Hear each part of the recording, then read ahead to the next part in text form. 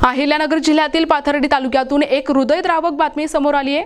करंजी जवळील कान्होबावाडी फाट्यावर स्कॉर्पिओ आणि दुचाकीचा अत्यंत भीषण अपघात झाला असून यामध्ये दुचाकीवरील 2 तरुण जागीच ठार झालेत।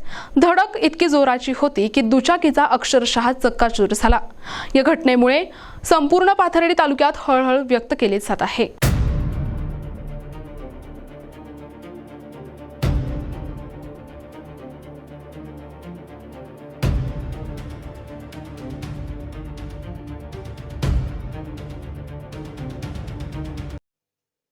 मिळालेल्या माहितीनुसार पाथर्डी तालुक्यातील त्रिभुवनवाडी येथील सोमनाथ माणिक पालवे आणि किरण रामकिसन कारखेले हे दोघे आपल्या स्प्लेंडर दुचाकीवरून करंजीकडून गावाकडे जात होते।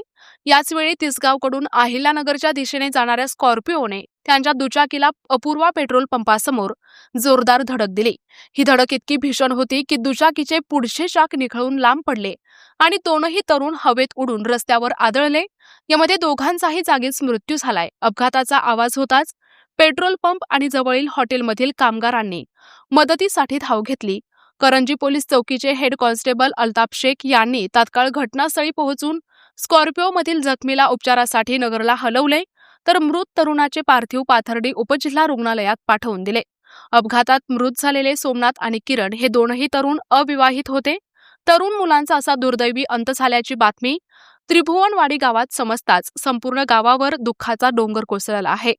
मदतीसाठी चंद्रशेखर अकोलकर, शिवाजी शिरसाट आणि स्थानिक नागरिकांनी मोलाचे सहकार्य केले। पाथर्डी पोलीस स्टेशनचे पोलीस निरीक्षक विलास पुजारी यांच्या मार्गदर्शनाखाली हेड कॉन्स्टेबल अल्ताफ शेख या घटनेचा अधिक तपास करत आहेत। वेगावर नियंत्रण नसल्याने हा अपघात झाला असावा असा प्राथमिक अंदाज व्यक्त केला जात आहे। प्रतिनिधी पिहुसेन टेमकर, NTV न्यूज मराठी, पाथर्डी, अहिल्यानगर।